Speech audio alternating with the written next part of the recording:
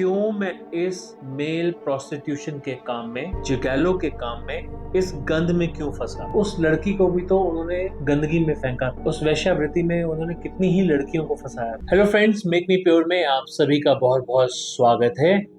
आज के इस वीडियो में हम जानेंगे एक और ऐसे पीलर के बारे में, एक ऐसे पास्ट लाइफ रिग्रेशन सेशन के बारे में जिसमें कि ये निकल के आया कि जो बोगे वही काटोगे। कैसे ये हुआ, क्या हुआ, ये सब बहुत ही रोचक। आप इसे अंत तक जरूर देखिएगा, आपको बहुत सी चीजें समझ में आएंगी। और जैसे कि हम कहते हैं ना कि कर्मा जैसा आप करोगे वैसा ही आप पाओगे, बिल्कुल वही एग्जैक्ट चीज इस पीलर में निकल के सामने आई है। तो शुरू करते हैं। हुआ ऐसा कि मेरे पास एक सज्जन आए, उन्होंने अपना नाम मुझे रॉबिन बताया, पर मैं ये जानता हूँ कि उनका वो नाम सही नहीं था, क्योंकि उन्होंने उसके अलावा मुझे कोई भी डिटेल नहीं दी। तो जो सज्जन आए उन्होंने आकर बताया कि वो एक ऐसे प्रोफेशन में है जिसमें कि वो अपनी आइडेंटिटी रिवील नहीं कर सकते और ना ही करना चाहेंगे। इनफैक्ट यहाँ तक कि उन्होंने हमारे सेशंस, कई सारे सेशंस देखे थे और वो जानते थे कि जब हम रिकॉर्डिंग करते हैं या जब हम सेशन करते हैं तो उसे मल्टीपल एंगल से हम रिकॉर्ड करते हैं। इसीलिए वो पहले से अपने साथ कैमरास लेकर आए थे, सारे इक्विपमेंट्स उनके खुद के थे और उनकी ये स्पेशल रिक्वेस्ट थी कि वो अपनी कोई भी रिकॉर्डिंग यहाँ नहीं छोड़ना चाहते, इसलिए चाहते हैं कि रिकॉर्डिंग हो पर वो उनके ही इंस्ट्रूमेंट के साथ हो, उनके ही कैमरे के साथ। चलिए खैर, उनका खुद का पर्सनल सेशन था तो इसके लिए हम उनको मना नहीं कर सकते। और अगर कभी कोई क्लाइंट मना कर देते हैं कि मेरी कोई भी चीज YouTube पे नहीं जानी चाहिए, तो हम उसको नहीं दिखा सकते। पर इतना मैंने उनसे क्लियर कर दिया था कि आप अपनी कोई चीज यहाँ पर मत छोड़िए, अपनी वीडियो मत छोड़िए, अपनी आइडेंटिटी मत छोड़िए, पर कम से कम अगर उसका आउटपुट ऐसा निकला जो मुझे बताना चाहिए तो मैं चाहूंगा कि मैं उसे बताऊं। तो उसके लिए उन्होंने अलाउ कर दिया था, क्योंकि उनका कहना यह था कि अगर मेरी आइडेंटिटी शो ना हो तो हाँ, आप ये दिखा सकते हो, आप वर्बली सब कुछ बता सकते हो। बात करते हैं कि क्लाइंट क्या चाहते थे और क्या लेकर आए थे। तो क्लाइंट का सवाल क्या था, पहले वो सुन लेते हैं और फिर उसके ऊपर हम और डिस्कशन करेंगे। तो उनका पहला सवाल था, क्या कारण है जो मुझे इस प्रोफेशन में आना पड़ा। अब वो प्रोफेशन क्या था, अगले क्वेश्चन में वो क्लियर हो जाएगा। इवन दो मैं बहुत ही गुड लुकिंग हूँ, बहुत ही टैलेंटेड हूँ, फिर भी मैं मॉडल नहीं बन पाया। मतलब वो मॉडलिंग करना चाहते थे। मुझसे कम गुड लुकिंग लोग या फिर मुझसे कम टैलेंटेड लोग आज एक्टर्स बने हुए हैं, पर मैं क्यों नहीं बन पाया और मैं इस गंदे काम में फंस गया हूँ। क्यों मैं इस मेल प्रोस्टिट्यूशन के काम में, जिगैलो के काम में, इस गंद में क्यों फंसा। तो ये उनका सवाल था। एक्चुअली वो एक प्रोफेशनल मेल प्रोस्टिट्यूट थे, जिसे कि जिगैलो कहा जाता है। ये टर्म भी मैंने पहली बार सुनी थी। तो वही जानना चाहते थे कि मैं तो अपना प्रोफाइल एक जगह पे लेके गया था मॉडल बनने के लिए, पर मैं ऐसा क्यों फंसा कि मैं आज जिगैलो बन के रह गया हूँ, मेल प्रोस्टिट्यूट बन के रह गया हूँ, वैश्यावृत्ति में फंस गया हूँ और मैं एक मॉडल नहीं बन पाया, जबकि मुझसे कम टैलेंटेड लोग, मुझसे कम गुड लुकिंग लोग आज एक्टर्स बने। अगला सवाल है, मैंने इतनी कोशिश की इस काम को छोड़ने की, पर क्यों नहीं छोड़ पाया। मुझे ब्लैकमेल किया गया, मैं रुक गया, ऐसा क्यों हुआ। सो नेक्स्ट क्वेश्चन था कि क्या मैं कभी इस दलदल से निकल पाऊं। और भी कई चीजें बताई अपनी फैमिली के बारे में, जो कि मैं रिवील नहीं कर सकता। और होता है ना कि एक पर्सनल टच सा आ जाता है कि एक इंसान थोड़ा सा भावुक हो जाता है। तो जब वो अपने सवाल रख रहे थे तो वो डेफिनेटली भावुक हो रहे थे, बात करते करते भी बीच बीच में रो रहे थे। वो बहुत ही ज्यादा इमोशनली चार्ज थे उस समय और वो जानना चाहते थे कि ऐसा मैंने क्या कर्म कर दिया, क्या गलत कर दिया मैंने कि जो मैं इस दलदल में फंस गया हूँ, इस गंदगी में आ गया। तो जब हमने उनका सेशन किया तो हमें मालूम पड़ा कि उनका जो जन्म हुआ था वो पिछले जन्म में सन 1834 में हुआ था और उनकी मृत्यु हुई थी सन 1917 में। उनका नाम था अभिजीत सरकार। कुल मिला के उनके पिता के 5 बेटे थे, तो ये 5वें बेटे हुए। तो ये 6 लोग एक ही कारोबार में थे, एक ही प्रोफेशन में थे। जैसे होता है ना कि बहुत बड़ी शादी के कपड़ों की दुकान होती है, जहाँ पर की ज्वेलरी भी मिलती है, जहाँ पर की शादी के कपड़े भी मिलते हैं, हर तरह के कपड़े मिलते हैं, सुंदर सुंदर, बहुत ही महंगे महंगे कपड़े मिलते हैं। तो वो उस व्यापार में जुड़े हुए थे। सभी के सभी भाई अलग अलग डायरेक्शंस में कुछ ना कुछ माल बाहर से खरीद कर लाते थे या तैयार करवा के लाते थे। जैसे कोई रेशम लेके आ रहा है, कोई चीज लेके आ रहा है, फिर या फिर उनको बाहर जो जैसे होता है ना कि कढ़ाई का काम होता है, सिलाई कढ़ाई का काम होता है, किसी जगह में बहुत ही नाजुक काम होता है, बहुत ही माना हुआ काम करवाया जाता है, जैसे बनारसी सिल्क साड़ियाँ होती हैं। तो ऐसे जितने भी अलग अलग जगह पे जाकर सारे भाई जो है वो माल बनवाया करते थे। तो उनके पिताजी जो है वो दुकान पे रहा करते थे अपने विश्वास वाले कुछ नौकरों के साथ, जहाँ पर कि पैसे का तो बहुत लेन देन होता था। तो वो पैसे का लेन देन होने की उनको विश्वासी लोग चाहिए होते थे, तो बहुत पुराने जो नौकर थे उन्हें उन्होंने रखा हुआ था। और जितने भी भाई थे वो हर जगह पे अलग अलग डायरेक्शंस में अलग अलग जगह पे कारीगरों से काम करवाया करते थे, यहाँ लाकर माल दुकान से ही बेचा करते थे। तो उनका काम बहुत ही ज़्यादा अच्छा था, बहुत ही ज़्यादा आमदनी थी, बहुत ज़्यादा उनके घर में खुशहाली थी। बहुत बड़ा परिवार था, बहुत बड़ा घर था, बहुत सारे चीज़ें थी उनके पास। मतलब हर किसी के पास अपनी घोड़ा गाड़ी थी, हर किसी के पास अपने अच्छे अच्छे कपड़े थे। मतलब हर किसी का एक बहुत अच्छा वेल सेटल्ड फैमिली थी, ये कहना चाहिए मुझे। तो वो प्रोफेशन जो था उनका, जो उनका कारोबार था, वो बहुत ही अच्छा चलता था। तो सभी भाई अलग अलग डायरेक्शंस में जाकर, अलग अलग जगह पे जाकर, कोई कढ़ाई का काम करा रहा है, कोई सिल्क का काम करवा रहा है, कोई कुछ काम करवा रहा है, कोई साउथ में जा रहा है, कोई बनारस साइड में जा रहा है, कहीं कहीं अलग अलग डायरेक्शन में जाया करते थे। उन्हीं में से ये जो अभिजीत थे, अभिजीत जो है वो वहां पर एक जगह पे जाया करते थे जो कि उस समय बंगाल में ही पड़ती थी। उस जगह का नाम था चांदपुर। तो चांदपुर में जाकर वो एक पूरा गांव था, उस गांव की महिलाओं से वो वहां पर कुछ कपड़ों की कढ़ाई करवाया करते थे। बहुत ही कहते हैं कि बहुत अच्छी नक्काशी हुआ करती थी, कढ़ाई हुआ करती थी। क्योंकि जब कभी कोई शादी के लिए कपड़े लेना आता है तो वो किसी रिलीजन को देख कर नहीं आता।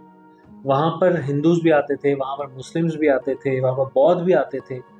तो हर किस्म के लोग आते थे और हर किस्म के जितने भी तरह के शादी के कपड़े होते हैं वो हर तरह के कपड़े वहाँ मिला करते थे। तो चांदपुर में जो भी कपड़े तैयार हुआ करते थे, पूरे गांव की महिलाएं जो थी वो वहाँ पर काम किया करती थी इनके लिए, और ये ठीक ठाक पैसे दिया करते थे। तो फिर भी उनको काम बहुत सस्ता पड़ता था।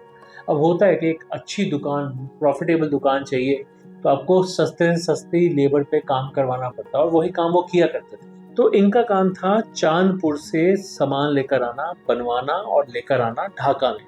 वहां पर उनकी दुकान थी ढाका में। तो जैसे कि मैंने बताया कि शादी के कपड़ों के व्यापारी थे वो, ढाका में उनकी दुकान थी। इनकी पत्नी का नाम था शमोना। उनके बच्चे भी थे, जॉयदीप था एक बेटा, एक बेटे का नाम था हेमंत, और एक बेटी थी उसका नाम था रौम्या। अब वहां पर ये क्या करते थे, चांदपुर में गांव वालों से काम करवाया करते थे। वहां पर उन लोगों से नक्काशी करवानी, कढ़ाई करवानी, कपड़े का काम करवाना, जो भी होता है। अब इतना तो हम डिटेल में नहीं गए थे, बट हाँ, जो जो काम भी वो करवाया करते थे वो चांदपुर में जाके ही करवाया करते थे। एक गांव सा था, एक बड़ा अच्छी जगह थी। तो शादी के कपड़े वहां पर बनवाते थे और उसे लेकर ढाका में अपनी बड़ी दुकान में बेचा करते थे। यानी कि उनका काम था यहाँ पर एक गांव से सारा काम करवाना है, वहां पर ढाका में लेके गए और जो भी रिक्वायरमेंट होती है उस हिसाब से माल बनवाया जाता था, और उसके बाद उसी दुकान से, बड़ी दुकान से ही माल बेचा जाता था। सो बहुत ही अमीर घराना था, सारे बहुत ही समृद्ध थे। वो चांदपुर में जब रहा करते थे तो वहां पर होता ना कि काम तो सारा लेडी से ही काम पड़ता था। कोई बुजुर्ग आ रही है, कोई मिडिल एज की आ रही, कोई बच्चियां बच्चियां से भी आ रही। तो वहां पर क्या होता था कि उनके कहीं ना कहीं कुछ अफेयर हो जाता था, किसी लड़की के साथ हो गया, उसे शादी के लिए पूछ लिया। क्योंकि वहां पर 2-3 महीने रुकते थे एक ही बार में, तो किसी लड़की को बहला फुसला कर उसे मनाया, और उसे जाते समय जब वो खुद चांदपुर से वापस ढाका जाया करते थे तो उसे अपने साथ ले जाते थे। पर गांव वालों को पता नहीं चलता था कि लड़की गई कहाँ पर। वो सोचते थे या तो कहीं चली गई है, किसी और के साथ चली गई है, या फिर वटेवर, कुछ भी सोच सकते हैं उनके परिवार वाले। पर कभी भी शक इनके ऊपर नहीं आया था, क्योंकि बहुत ही समृद्ध थे। सब ये सोचते थे कि ये तो सिर्फ अपना काम करवाने आते हैं, हमें पैसे देते हैं और जाते हुए अपना सामान ले जाते हैं। हर चक्कर में किसी न किसी लड़की को साथ में ले जाया करते थे, जिस पे भी दिल आ गया। और वहां पर जाने के बाद ढाका में उसके साथ नाम के लिए उससे शादी भी किया करते थे। तो जब वो वहां पर जाके शादी करते थे तो डेफिनेटली उसे कहीं घर में रखेंगे भी। तो एक अलग से उन्होंने घर ले रखा था जहां पर कि वो एक अलग सी ही गृहस्थी सी बना कर रखते थे। तो जब तक वहां पर उनका दिल उस लड़की के साथ लगा रहता था, चलता रहता था, दिल मिला रहता था, उसे वो पसंद होती थी, तब तक तो वो उसे अपने पास रखा करते थे, उस घर में रखा करते थे।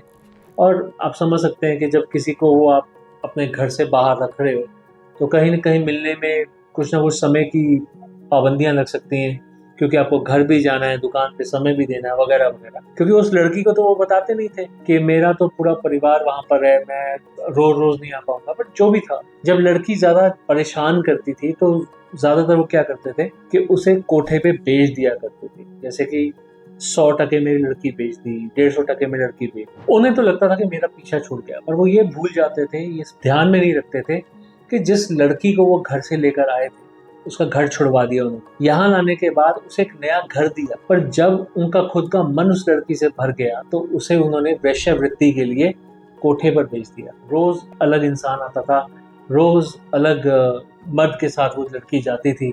मतलब उस लड़की को भी तो उन्होंने गंदगी में फेंका। उस वेश्यावृत्ति में उन्होंने कितनी ही लड़कियों को फंसाया, सिर्फ अपने चाम के लिए, अपनी खुशी के लिए, अपने दिल बहलाने। दिल भर गया तो लड़की को बेच दिया। कोई जरूरी नहीं होता था कि पैसे मिलेंगे तभी मैं बेचूंगा। जब उनका मन भर गया तो जाके कोठे पे जाके दे आते थे। कई बार पैसे ले भी लेते थे, कोई फर्क नहीं पड़ता था उनको।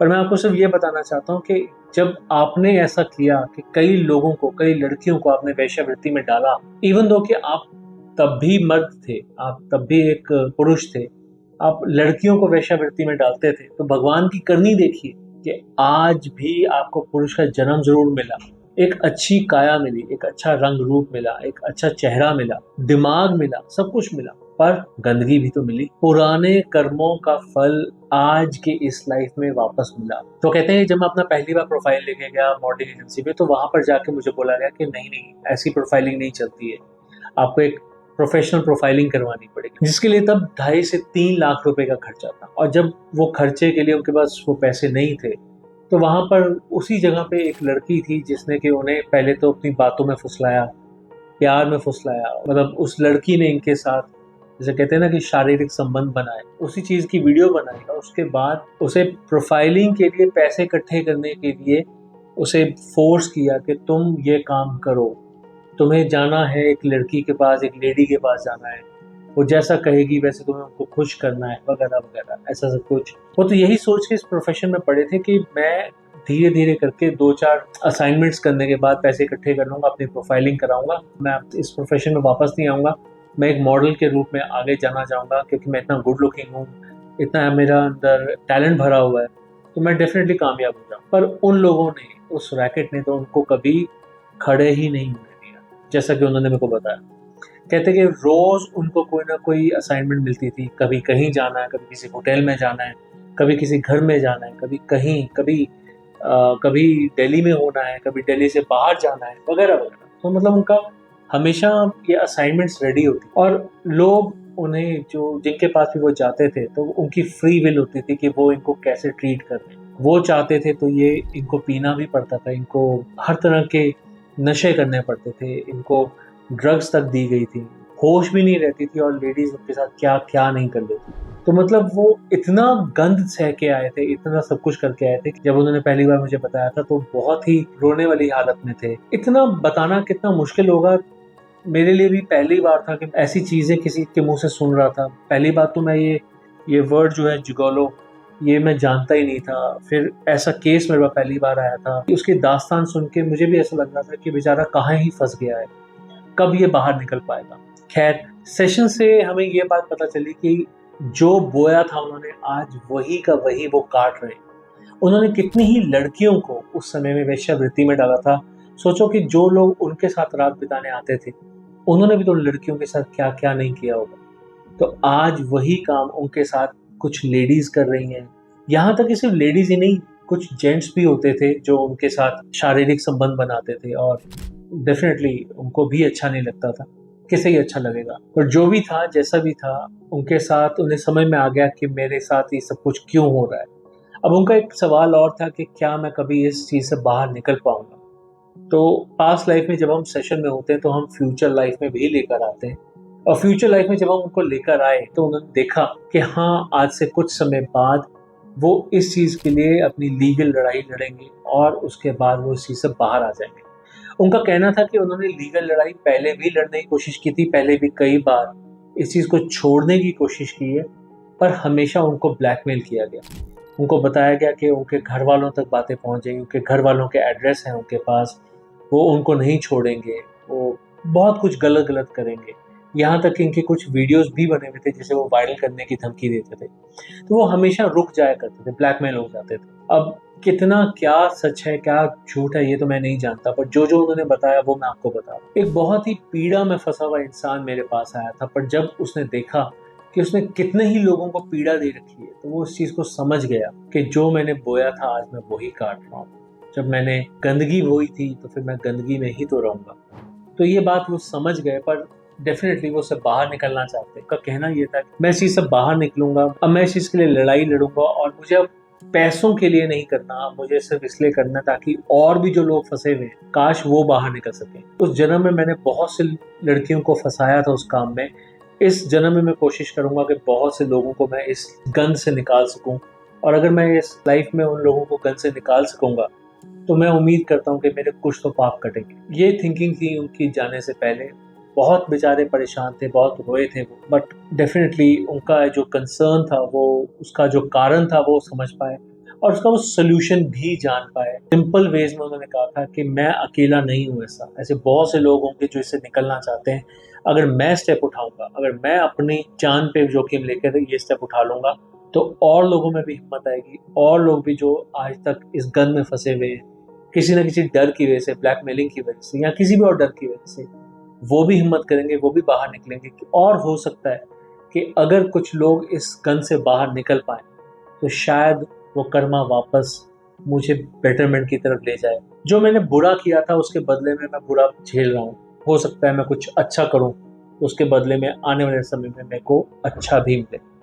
तो बस आज के इस वीडियो में इतना ही। मैं समझता हूँ कि आप समझ पाए होंगे, जैसा बोओगे वैसा ही काटोगे।